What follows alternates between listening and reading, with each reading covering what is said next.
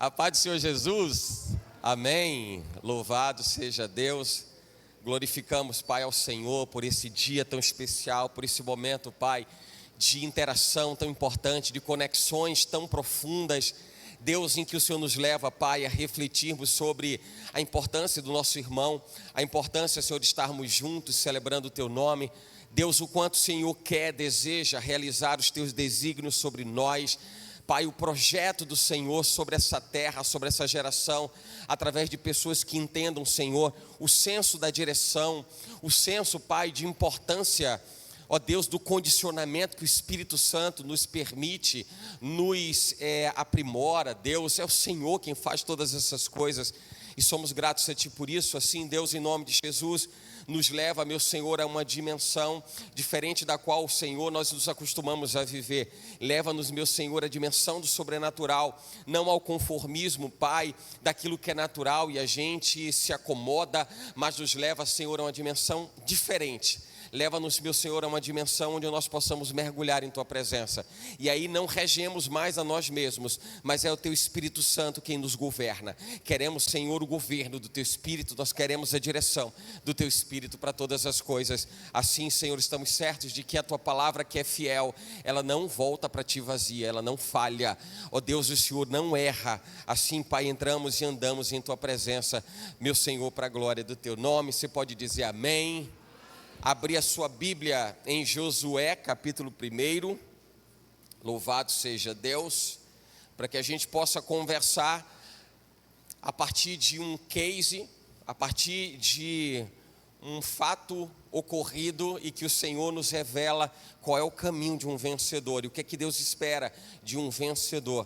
E tudo aquilo que a gente já experimentou até então diz respeito ao que Deus consolida para um corpo que é vitorioso em Cristo Jesus. Josué capítulo 1, versículos do 1 ao 8, o texto diz assim: Logo após a morte de Moisés, servo de Deus, falou o Eterno a Yeshua bin Nun, Josué filho de Nun, ministro de Moisés, e ordenou-lhe: Moisés, meu servo morreu, agora levanta-te, atravessa este Jordão, tu e todo este povo, para entrar na terra que estou prestes a entregar nas mãos dos israelitas.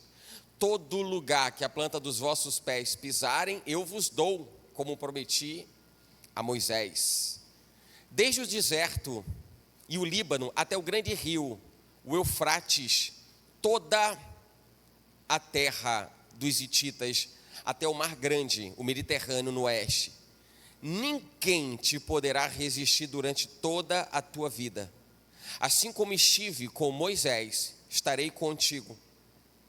Jamais te abandonarei, nem te desampararei. Sê forte e destemido, porque farás este povo herdar a terra que a seus pais jurei dar-lhe. Tão somente sê de fato firme e corajoso, para teres o zelo de agir de acordo com todos os mandamentos da lei, da Torá, que te ordenou Moisés, meu servo. Não te apartes dela, nem para a direita, nem para a esquerda, para que tenhas sucesso em todas as tuas realizações. Que o livro da lei esteja sempre nos teus lábios, medita nele, dia e noite, para que tenhas o cuidado de agir em conformidade com tudo que nele está escrito. Deste modo serás vitorioso em todas as tuas empreitadas e alcançarás o bom êxito. Amém? Você pode se assentar para a glória de Deus? Porque para falar de um caminho que seja um caminho de um vencedor, de um vitorioso, a gente vai precisar dissecar um pouco mais a respeito dessa passagem, entender um pouco mais daquilo que Deus permitiu Josué experimentar, e tudo isso diz respeito às experiências que Deus nos permite ter. Nós estamos vivendo experiências, vivemos uma experiência agora há pouco, e nada deve se perder. Se você parar para observar a sua vida, tudo que ela te proporciona, ela precisa ter um aproveitamento melhor possível. Aproveite o melhor possível de cada uma das suas experiências. Quando nós desfrutamos de experiências boas, a gente sabe que isso vai ajudar outras pessoas a trilharem um caminho que também seja bom para elas. Assim como quando a gente atravessa alguma experiência que seja mais desagradável, normalmente as pessoas não querem viver experiências desagradáveis. Mas como que nós teremos a completude desse grande portfólio de momentos em Deus, em que Ele nos socorre nos momentos que a gente está mais abatido, nos momentos que Ele nos encoraja, quando nós nos sentimos mais fortalecidos para prosseguir. Então, a gente percebe que de ponta a ponta, nós temos um leque de possibilidades de vivermos experiências em Deus. E assim o nosso caminho vitorioso, ele é definido, ele é determinado. Um caminho vitorioso não se faz somente com bons momentos. O caminho vitorioso, ele é constituído também por momentos difíceis, momentos até indesejáveis. A gente sempre se lembra, o Espírito Santo me lembra a passagem do avanço de Israel. Isso já é posteriormente a esse instante que nós lemos o texto de Josué, mas lá na frente, no avanço de Israel para chegar na terra prometida, eles estão próximos de uma cidade, de um povo, que era a cidade de Ai, e era considerada, belicamente, do ponto de vista da força, do potencial de exército, era considerada a nação menos forte, daquelas que Israel já tinha lutado e vencido. Então isso levou Israel, o coração dos israelitas, levou a uma soberba, a um estado talvez de quietação, de muita tranquilidade, por acharem que era uma batalha já vencida. E eles experimentaram uma derrota. Para aqueles que eles julgavam ser o povo mais fraco, a nação menos preparada para combater contra Israel, mas eles experimentaram uma derrota. E muitas vezes na vida, a vida descreve situações semelhantes a essas. A gente está tão certo de que vai vencer, a gente está tão certo de que vai dar certo, de que vai acontecer, de que vai funcionar, de que a gente vai ter as nossas necessidades atendidas, que de repente a gente toma meio que um puxão, uma rasteira, um puxar de pano, e a gente se sente desassistido, se sente desamparado, mas em todas essas coisas nós estamos experimentando o aprimoramento do Espírito de Deus. Deus está te aperfeiçoando, até porque a Bíblia diz que o poder de Deus, a graça de Deus, o amor de Deus, ele se manifesta em nossas fraquezas. E é através das nossas fraquezas que Ele nos fortalece. Somos mais fortes, estamos mais seguros de todas as coisas. Quando a gente entra no mérito do texto, nós percebemos que essa é a passagem, até porque diz respeito ao início da história, da liderança de Josué. Ou eu diria que a liderança de Josué já estava até estabelecida e constituída mesmo nos tempos de Moisés. Mas esse é o momento em que Deus passa o bastão para ele e diz para Josué: agora o comando é com você. Agora o comando é com você. Vai começar uma história nova, porque havia se encerrado a história de Moisés. Agora começa uma nova história. Isso me faz pensar a respeito de quantas histórias nós estamos atrelados, ou estamos vivendo histórias que Deus não nos chamou para sermos protagonistas. Às vezes a gente quer ser protagonista numa história que não é a história que Deus quer que a gente protagonize. E a gente vai precisar entender que nesse momento, nesse estágio da vida de Josué, o momento de Josué agora é assumir talvez responsabilidades que ele ainda não tinha anteriormente, visto que Moisés era a pessoa designada para levar Israel à terra prometida. Então, quando você parar para pensar a respeito do que é esse caminho vitorioso, o que é esse caminho conquistador, você vai parar para pensar, naturalmente você vai parar para pensar em grandes desafios. E quem não tem grandes desafios na vida? Quem não tem grandes desafios na vida? Levanta a mão quem tem um grande desafio, levanta a mão. Um grande desafio. Não importa se ele é insignificante para uma outra pessoa, para você é um desafio. Aliás, tem coisas que de repente eu posso entender que são mais simples para mim, e para você podem ser coisas mais complexas, mais difíceis, e vice-versa. Mas todos nós temos os nossos desafios. E qual era esse então o desafio de Josué? O que ele precisaria fazer para atingir êxito, para conquistar realmente o objetivo nessa saga, nessa jornada? E a gente lendo o texto, a gente percebe, e no contexto do que acontece, historicamente, dentro da história, a gente vai perceber que o grande desafio de Josué é ele ter que lidar com as mesmas situações que estavam ali agora à disposição dele, que já estavam fazendo parte da história de Moisés. Eu fico observando que Josué, ele assume não somente a missão de chegar na terra prometida, mas ele assume as dificuldades que ele mesmo já enxergava nos tempos da liderança de Moisés. Ele não está assumindo somente a responsabilidade de chegar na terra prometida. E se a gente entender que chegar na terra prometida é a parte boa da história, ele não assume somente a parte boa da história, que é chegar na terra que Deus prometeu a Israel e aos seus antepassados, daquela geração. Ele está assumindo também os problemas decorrentes de uma jornada, de um tempo que era extremamente extenuante, que trazia dificuldades para Israel, que dificultava a liderança de Moisés. Mas eu pergunto, será que na hora de pesar na balança, Josué entendeu o que era mais importante, se prender às mazelas, churumingar as derrotas, as fragilidades, os problemas?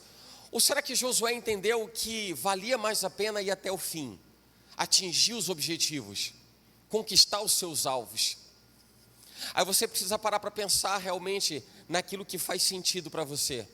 Quando nós fizemos essa interação, pouco antes da gente começar, a respeito das conexões, e você gerar uma conexão e buscar uma pessoa que representasse aquilo, que você entendia que realmente fazia sentido essa conexão, você precisou sair do seu lugar, você precisou ir até essa pessoa, você precisou enfrentar algumas dificuldades, outras pessoas estavam cruzando no caminho, outros braços estavam atravessando, outras conexões estavam sendo misturadas, mas você se esforçou para chegar, porque você entendeu que valia a pena. Você entendeu que valia a pena. Se uma palavra de comando dessa interação que fizemos fosse, pense em alguma coisa fútil, alguma coisa que só toma o seu tempo, alguma coisa que só te desgasta, você não buscaria essa conexão, porque você, na sua balança, você avaliaria não valer a pena. Você pensaria que não iria valer a pena se esforçar tanto para chegar, ou você não encontraria nem essa conexão que levasse você a alguma coisa que não te representasse, entende? Mas quando foi alguma coisa que realmente representava a você, a sua fé, a sua convicção em Deus, você foi buscar essa conexão com essa pessoa. E quando você buscou essa conexão com essa pessoa, você precisou avaliar, vale a pena o esforço? Eu tenho que ir atrás, e na vida é assim que a gente faz, é dessa forma que a gente conduz os nossos dias, a gente precisa fazer valer a pena. A gente precisa entender que vale a pena. E eu penso que Josué, na sua reflexão, entendeu que vale a pena. Vale a pena chegar na terra prometida. E se você entende que a terra prometida que Deus estabeleceu para você, ela não é somente aquilo que diz respeito à vida eterna, mas diz respeito a uma vida plena na terra. Diz respeito a uma vida melhor na terra. E eu quero também quebrar um outro paradigma de que vida melhor esteja ligada, associada às buscas das pessoas nessa geração, ou na nossa sociedade ao longo das gerações. A busca por bens materiais, a busca por conquistas econômicas, a busca por status social, por visibilidade, por cliques, por likes. Eu quero chamar a atenção para aquilo que realmente vale a pena, para pesar se vale a pena, o quanto vale a pena você se relacionar com Deus, o quanto vale a pena estar num culto, o quanto vale a pena não precisar olhar para relógio para saber se está perto de acabar, se está demorado, se está desgastante, se não está, mas o quanto vale a pena você poder sair daqui e dizer assim, o filtro passou. Lembra que eu falei do filtro há poucos instantes atrás? Então, o filtro me renovou, Deus me renovou. Eu penso que Josué, mesmo no seu pontapé inicial, no seu primeiro passo desse ministério, agora que Deus estabelece sobre a vida de Josué, eu penso que Josué nesse momento, ele pensou, ele pesou a respeito daquilo que ele teria pela frente. Ele tinha toda a experiência, tudo aquilo que ele havia acumulado de vivências anteriores, mas entendo que ele percebeu que nada era mais importante do que ele receber o comando de Deus. Ele recebe um comando de Deus. A questão é que muitas vezes nós achamos que alguma coisa que não é comando de Deus, é comando de Deus. E usamos isso muitas vezes para gerar o convencimento que nós desejamos ter, para que a gente realize aquilo que a gente quer. Então é muito mais o ego, é muito mais a vontade própria, particular de cada um, do que a vontade de Deus, do que o desejo do coração de Deus. Esse texto começa falando a respeito de Deus falar com Josué, capítulo 1, versículo 1.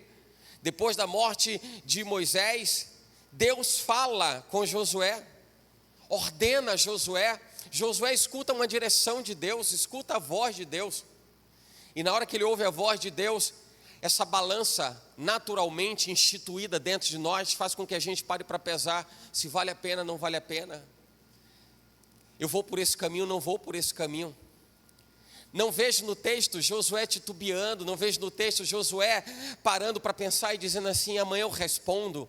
Eu não vejo Josué dizendo assim, eu vou parar para pensar um pouco mais, eu vou fazer algumas avaliações. Eu vejo Josué tão convicto daquilo que ele queria viver, porque ele sabia debaixo de quem ele estava. A segurança de Josué em se posicionar diante de Deus e entender o comando de Deus e assumir não somente os louros da vitória na chegada à terra prometida, mas era muito mais do que isso. Era fazer a vontade de Deus, era viver debaixo de um comando, debaixo de uma voz. Debaixo de uma voz. Imagina os nossos dias de vida sendo direcionados debaixo de uma voz. Você entra numa peleja, você não tem a certeza se você vai sair vitorioso. Eu falava a respeito dos nossos momentos, nossas experiências agradáveis ou desagradáveis. A gente não sabe se lá na frente a gente vai conseguir aquilo que a gente quer. Mas eu preciso andar debaixo de uma voz. Eu preciso viver debaixo de um comando. Debaixo de um comando. Eu vejo que Josué, ele entende o comando de Deus. E ele não pesa absolutamente nada nessa balança, senão priorizando aquilo que ele entendia ser a sua razão de viver, a sua direção de vida. Tem um comando de Deus para Josué, e Josué está disposto a viver aquela trajetória. Josué está disposto a caminhar aquela estrada. Ele está disposto a perseverar e a cumprir a vontade de Deus. Nisso eu começo a notar que Josué, ele coloca como lastro principal dessa jornada, ouvir a Deus. Pode parecer um discurso que acaba afunilando para a mesma coisa. Para qualquer coisa que a gente pare para estudar na Bíblia, nós vamos perceber que tudo canaliza para estar debaixo da direção de Deus, para estar debaixo da obediência a Deus. Mas a gente não pode mudar aquilo que é imutável. E Deus não fez o ser humano para andar segundo a sua própria vontade. Deus fez o ser humano a sua imagem, conforme a sua semelhança. Veja a identidade, veja a relação direta do Criador com a criação, para que a gente pudesse andar e pudesse viver espelhados nele, assim como fomos feitos nele espelho.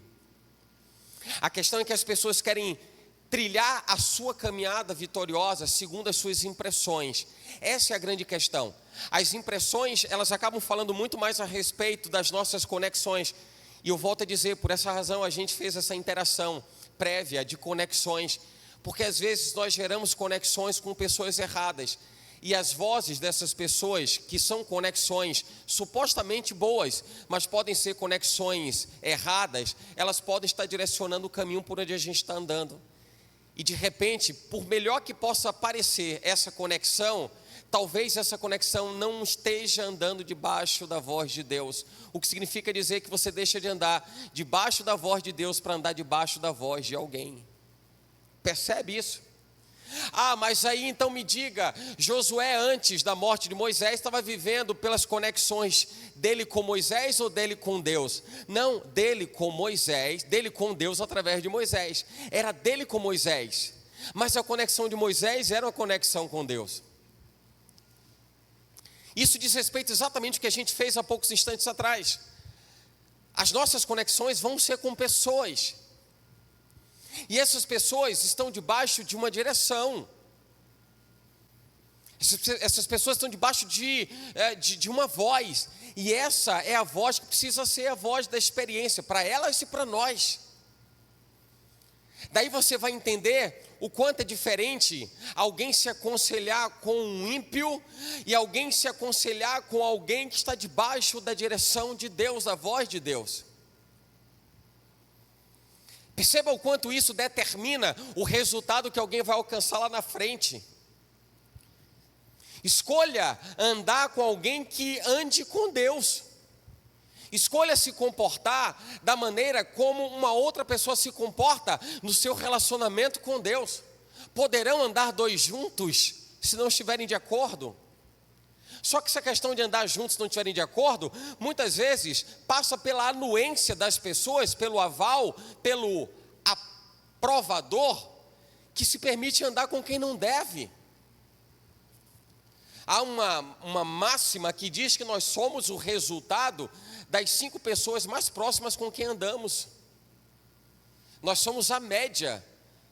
Nós somos ali o bater no liquidificador dessas 5 pessoas. O que essa média representa? Isso está espelhando no nosso caráter, na nossa identidade. Aí alguém deseja se parecer, imagina, alguém se aproxima de uma outra porque acha que aquela pessoa é uma pessoa que chama muita atenção do coração dela, ela quer andar muito perto dessa pessoa. De repente alguém que não tem relacionamento nenhum com Deus. O que você está herdando com isso? Você está herdando o comportamento de alguém que não se relaciona com Deus. Qual vai ser o resultado dessa história? Uma vida que não se relaciona com Deus.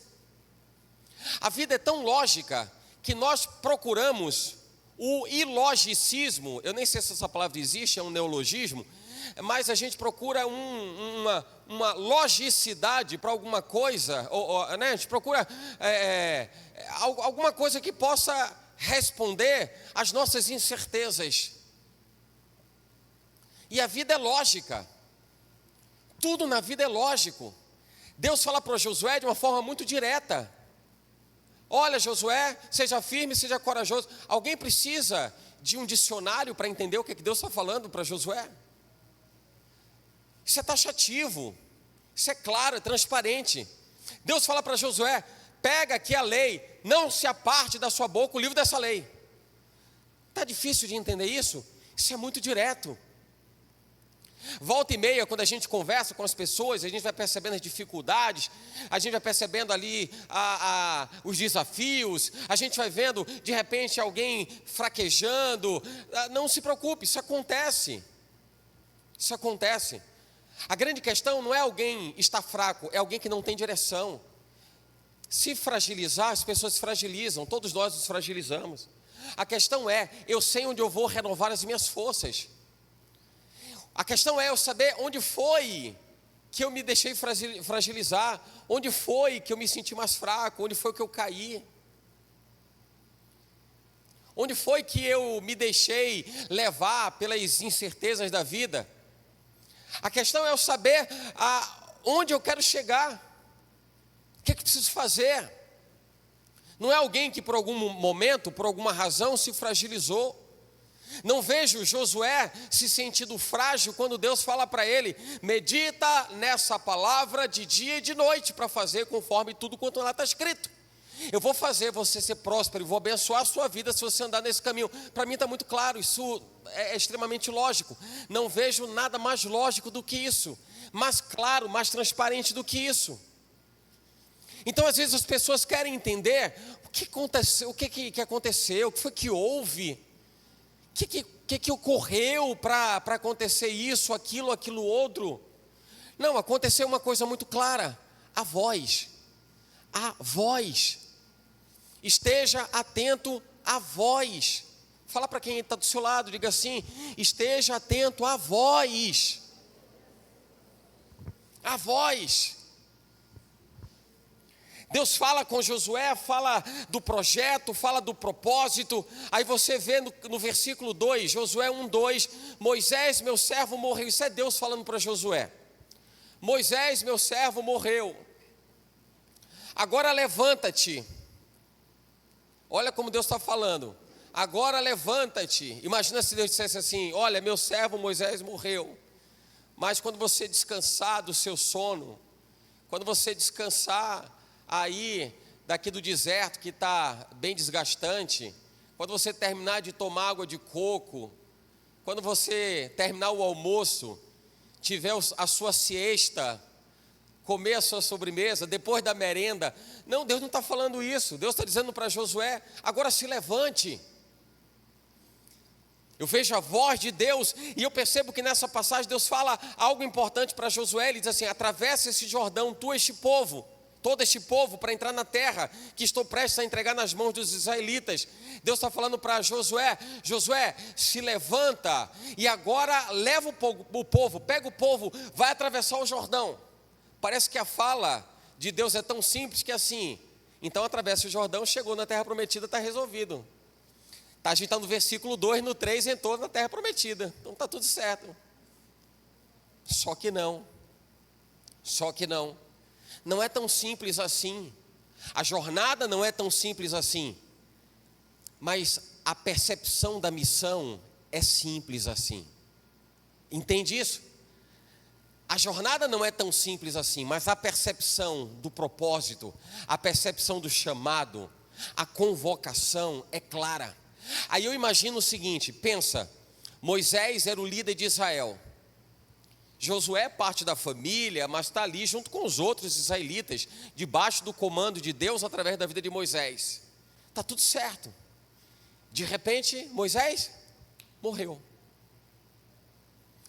Eu começo a pensar numa questão de mudança de planos. Avalie você o quanto você está preparado para a mudança de planos. Avalie o quanto você está preparado para fazer dar sequência naquilo que você já vinha fazendo, ou para refazer alguma coisa na sua jornada de vida, diante de uma situação inesperada. Aí eu preciso usar de alguns exemplos. Por exemplo, alguém que estava empregado, de repente diz assim, demitido. Tem gente que se descabela. Tem gente que entra em depressão. Tem gente que vira pelo avesso. Tem gente que se enche de ira, já quer sair processando a empresa. Não tem? E tem alguns poucos que vão parar, vão respirar e vão dizer: glória a Deus. Qual é o próximo passo, Deus?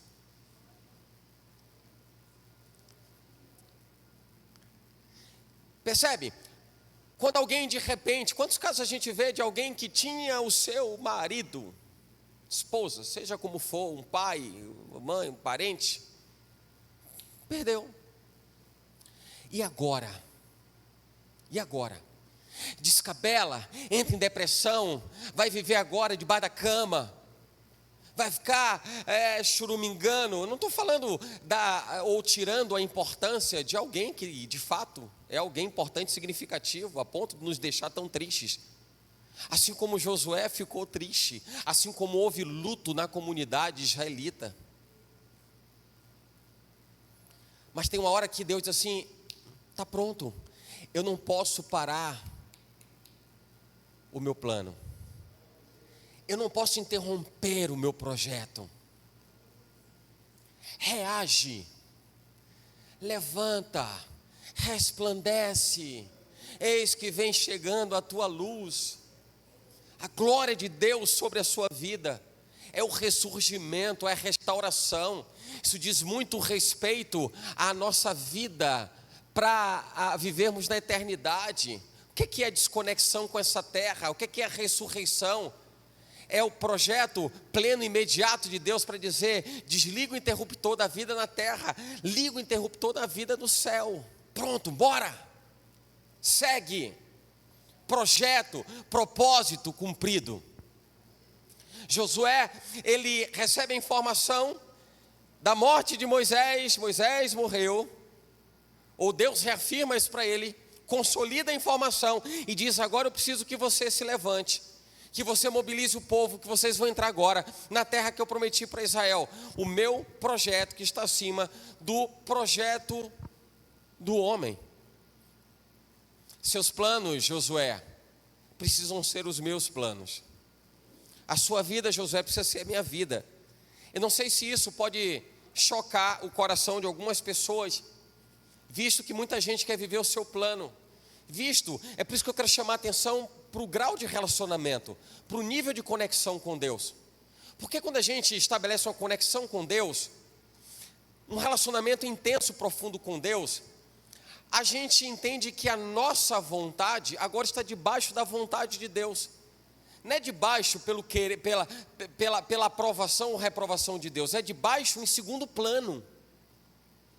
É para que a gente possa viver a vontade de Deus. E muitas vezes, você vai entender isso que eu estou dizendo, muitas vezes nós estamos fazendo somente o superficial do relacionamento com Deus. É quando alguém se disponibiliza para poder fazer uma coisa aqui, uma outra ali. É quando alguém diz assim, hoje eu tô meio turrão hoje não quero dar parte do Senhor para ninguém. Ou seja, é minha vontade, hoje eu estou aborrecido. Sabe que de uma forma ou de outra, nós acabamos colocando as nossas vontades acima da vontade de Deus. Pare para refletir um pouco a respeito disso. É quando alguém diz assim, estou me sentindo cansado. E alguém vai argumentar e vai dizer assim, isso não é importante para você, que eu estou me sentindo cansado? Misericórdia, eu estou cansado. Mas qual é a dimensão, qual é a métrica desse cansaço? É um cansaço que te faz paralisar quando é alguma coisa para Deus? É um cansaço que ele pode ser, ajustado para que esse cansaço ele seja compensado, suprido num outro momento que não afete a sua relação com Deus?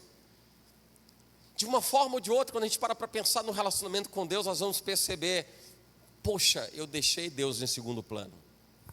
Eu acabei deixando Deus em segundo plano, porque eu justifiquei o meu cansaço, eu justifiquei a minha incapacidade, eu justifiquei a minha impossibilidade. Homens de Deus conhecidos nas Escrituras também alegaram as suas fraquezas. Moisés alegou a sua fraqueza em ter que falar com o faraó, e Deus falou para ele, mas eu vou encher você. E eu vejo como se Deus dissesse, não me traz desculpa, Moisés, eu só preciso que você se disponibilize. Eu só preciso se disponibilize para mim.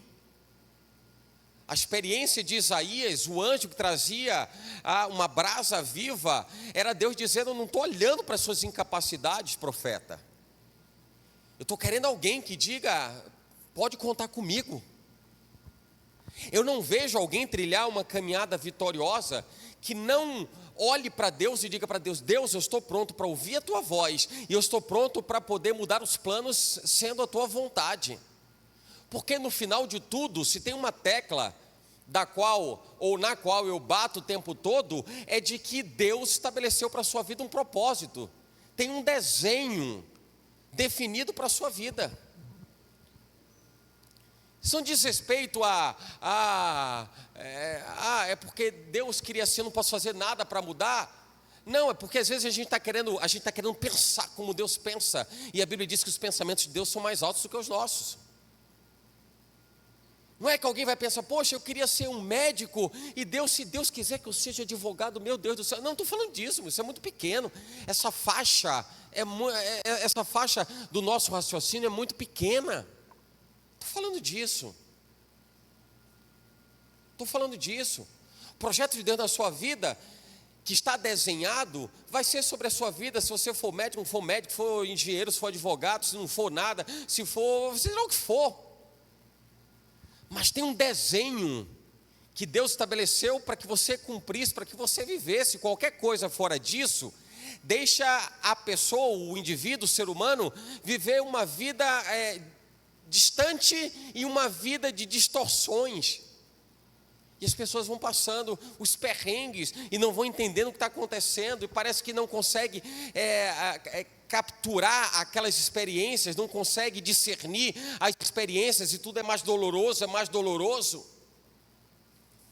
Eu pergunto a você, será que Jesus, mesmo tendo sofrido e doído o coração dele pela morte de Lázaro, ele parou o que ele tinha que fazer? Não, ele não parou. Jesus toma conhecimento de que Lázaro estava adoentado, e Jesus estava na sua caminhada. Jesus não muda a sua rota, ele cumpre o seu propósito.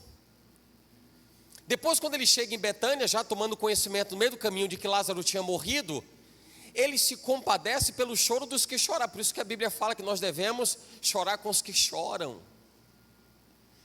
Jesus se compadece pela dor das pessoas. Ele não sai correndo desesperado para dizer assim: meu Deus do céu, está todo mundo aqui desesperado, chorando, então bora lá, Lázaro, vem logo, corre, corre, Lázaro, corre. Não.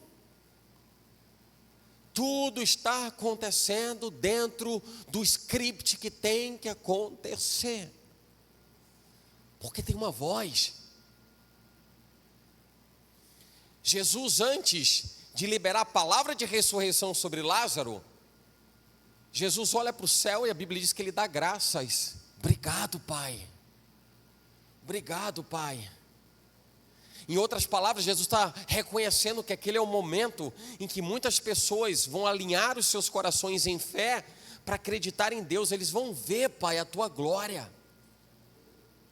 A voz. Você é um crente na brecha aí que está celebrando Jesus. Que coisa. Está na brecha. Está na brecha. Jesus cumpriu o seu propósito, não se deixou mudar a rota pelas circunstâncias. Não deixou. Nada mudou. Nada. Nada. O texto de Jeremias 29, que a gente conhece, quando o Senhor diz: eu bem sei os pensamentos que tenho sobre vós, pensamentos de paz e não de mal. Eu gosto daquela tradução que diz assim: para eu poder dar para você um futuro e uma esperança.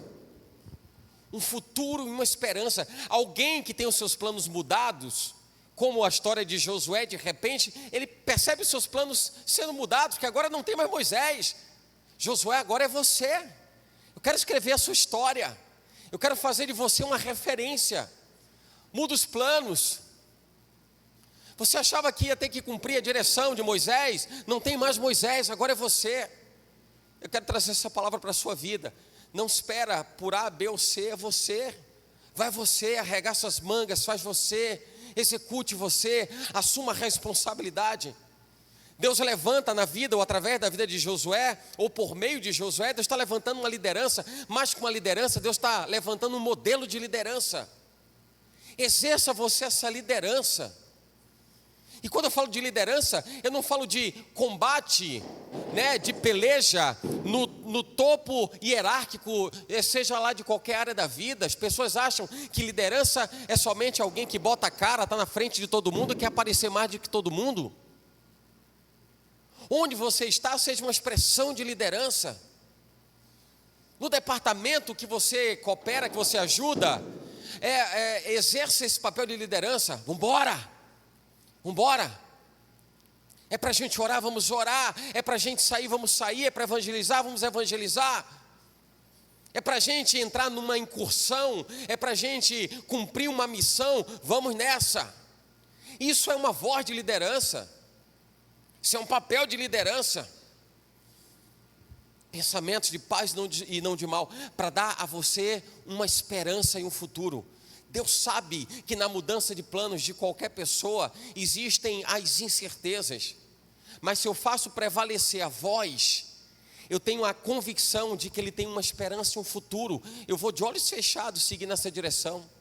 Tem uma voz que me direciona. Tem um comando de Deus sobre a minha vida. Mesmo diante da mudança de planos. O que não significa dizer que eu não tenho que traçar metas, definir metas. Eu vou precisar fazer isso. E fica parecendo um discurso contraditório. Não, como é que eu vou definir uma meta se Deus já desenhou o que Ele quer para mim, não preciso fazer mais nada? Ah, é? O que Deus disse para Josué? Atravessa o Jordão, se levante, atravessa o Jordão. Se dependesse da mágica de Deus, Ele pegava todo mundo, fazia o povo levitar, fazia com que o povo saísse de um lugar para o outro, jogava o povo. Era assim? Não era. Foi assim? Não foi. Se levante, Josué. A meta o objetivo você sabe, o alvo você sabe, o propósito você sabe. Agora faz o que você tem que fazer. Não à toa o apóstolo Paulo fala no capítulo 3 de 1 Coríntios que nós somos cooperadores de Deus. Se nós somos cooperadores, nós somos os cúmplices na operação. O operador faz, o cooperador auxilia, ajuda, participa, interage.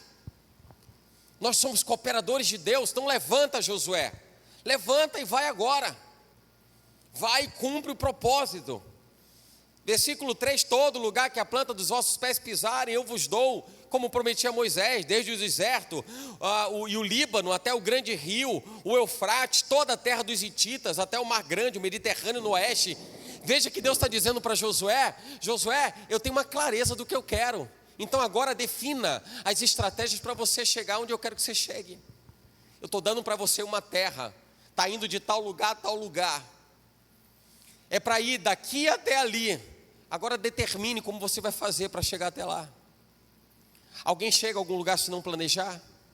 A Bíblia diz: alguém, porventura saindo à guerra, não sai para consultar conselheiros, para avaliar o seu potencial bélico e perceber se vale a pena ou não partir para a guerra naquele momento? A Bíblia diz: alguém, por exemplo, ou por acaso, construindo uma torre, não para fazer as contas do quanto vai precisar, do quanto vai gastar para construir? Isso é planejamento.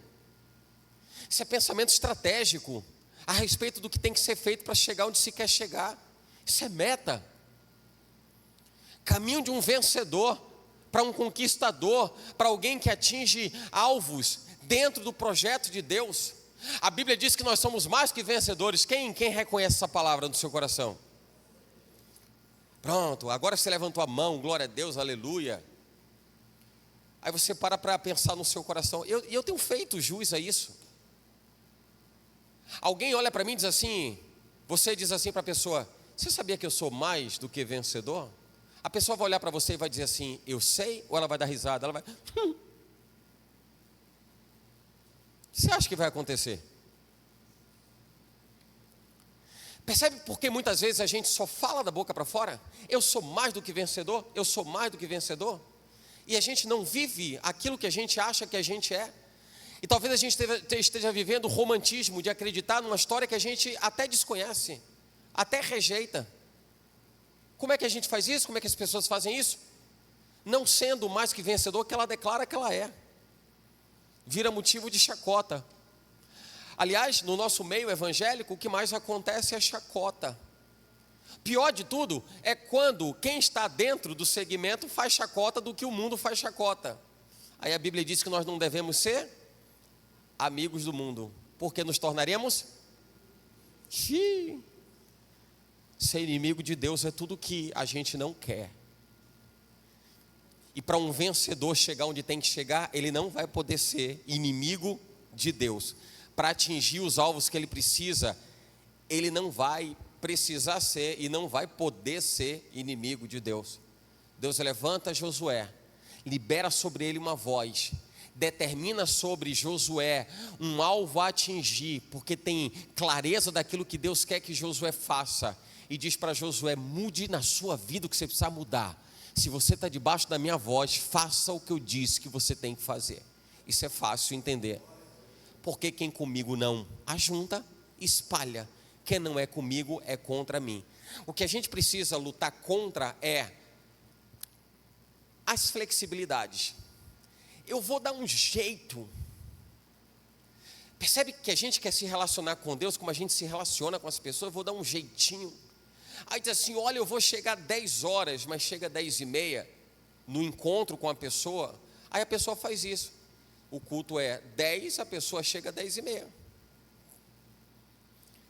A gente passa a viver um relacionamento com Deus, dizendo para Deus: Deus, se molde ao meu jeito de ser. O Senhor não me ama? Aliás, tem muita gente que diz assim: Deus é amor, Ele quer você de qualquer jeito. Ele quer você a qualquer custo, mesmo porque o maior custo foi pago na cruz, mas Ele não quer deixar você de qualquer jeito. Senão, qual seria a razão de ser de você entregar sua vida para Cristo se é para ser a mesma pessoa? Que sentido faria? Ele quer mudar você e fazer você entrar novamente no eixo natural e sobrenatural da transformação de um anônimo em um vencedor. Isso para mim é claro. Deus pega Josué e diz: vou colocar você no eixo em que eu vou fazer de você agora um mais que vencedor. Eu vou fazer de você agora não mais o anônimo que você era, apenas vivendo, ou ainda que vivendo a direção de Deus através da vida de Moisés. Eu quero colocar uma responsabilidade, eu quero definir uma história de vida para você viver dentro desse eixo, que eu vou fazer você chegar onde você tem que chegar. Mas não vou conseguir fazer isso sozinho se você cruzar os braços. Não vou conseguir fazer isso sozinho se você continuar cruzando os braços. Aí a Bíblia fala no versículo 5, eu fecho essa mensagem, quando o Senhor diz assim: ninguém te poderá resistir durante toda a sua vida. Assim como eu fui com Moisés, assim eu serei com você. O que Deus fala para Josué é: faça o que você tem que fazer, e daquilo que você precisar, da minha parte você vai ter, mas se posicione. Essa é a trajetória de alguém que vive uma vida vitoriosa. A voz de Deus é a voz que soa, retina e que brada no meu coração. Entrego a minha vida para fazer a vontade de Deus. Tenho nele a clareza do que eu quero e eu preciso fazer. Eu desejo fazer e eu preciso fazer. E tudo aquilo que Deus vai requerer de mim é que eu tenha ânimo, vontade de fazer. Não vou fazer obrigado, não vou fazer exigido, eu vou fazer porque eu sei que isso diz respeito ao meu chamado, isso diz respeito à minha vida, isso diz respeito ao que Deus espera de mim, para a glória de Deus. E eu libero essa palavra sobre a sua vida em nome de Jesus. Que a sua vida seja uma vida pautada na vontade de Deus, na direção de Deus.